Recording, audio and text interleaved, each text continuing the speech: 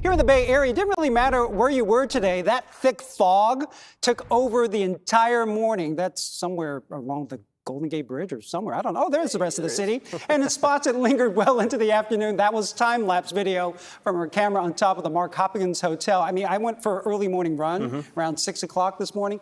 It was like running through pea soup. Yeah, just running through you can just cloud. cut through it. Yeah, and the fog's kind of rolled back in this evening, but it's not going to stick around all night. Not going to be nearly as much of a factor tomorrow because of the other thing that is going to be a factor, and that is the gusty offshore wind. So let's take a look at the fog first in our map here on the floor, and it shows the fog that we have this evening just being pushed away from the coast. Those strong offshore winds are going to push that marine influence away from the coastline. We should be fog-free after midnight into tomorrow morning, and largely cloud-free as well because of the influence of those offshore winds. They're going to be at their strongest by tomorrow afternoon from the north and northeast. Some of the peak gusts, let's put some numbers on the map here, going to be in the 30 to 40 mile an hour range. So this is going to be pretty uniform across the Bay Area. The highest gusts aren't going to be in the communities, the cities of the Bay Area. It's going to be on top of the peaks where gusts could exceed 50 miles an hour.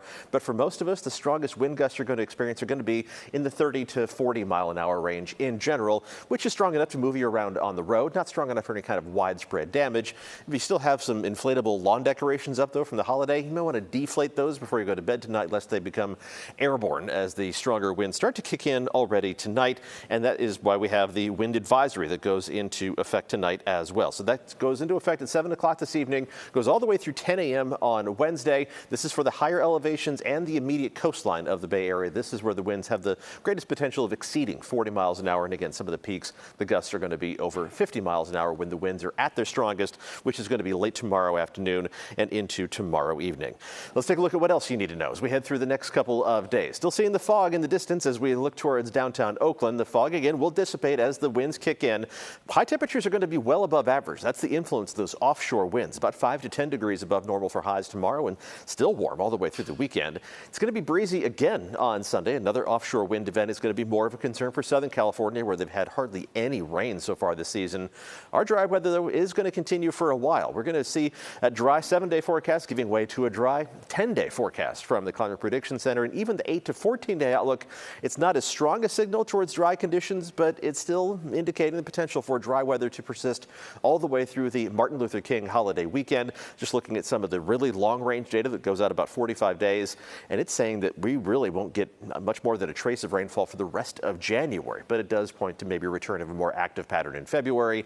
That's really long-range data. It's very speculative. The only moisture we have right now, though, is in that fog. It has rolled back in for the moment. Temperatures are in the 50s across the board, mid to upper 50s for the entire Bay Area right now. As the winds kick in, that's going to help to reduce how much our temperatures decrease as we head through the rest of tonight. So while we are going to see a drop in temperatures as we head through the rest of the overnight hours, we're only going to end up in the 40s, some spots even around 50 degrees to begin the day on Tuesday. So these numbers are above normal.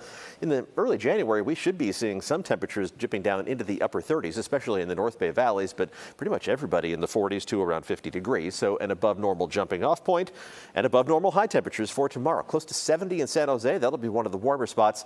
The cool spot won't be that much cooler, 63 degrees in Livermore. So only a 5-degree spread between the warmest and coolest locations by Tuesday afternoon. Pretty much everybody within a degree or two on either side of 65 by tomorrow afternoon. Let's take a look at the 7-day forecast, which continues the above average temperatures. Not maybe as far above average on Wednesday, but still above normal all the way into the weekend. Temperatures topping out on average in the lower half of the 60s.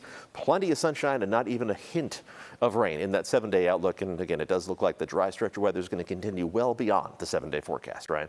All right, thanks, Paul.